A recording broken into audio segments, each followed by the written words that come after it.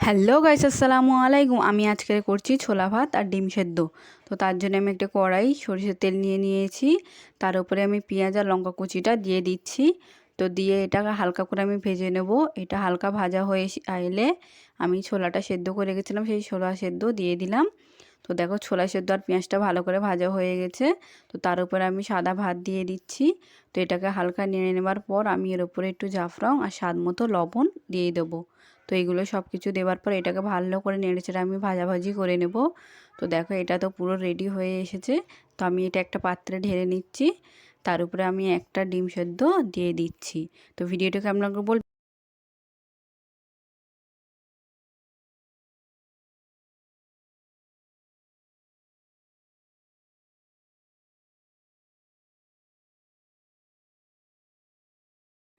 Hello guys, আসসালামু আলাইকুম। আমি আজকে করছি ছোলা ভাত আর ডিম সেদ্ধ।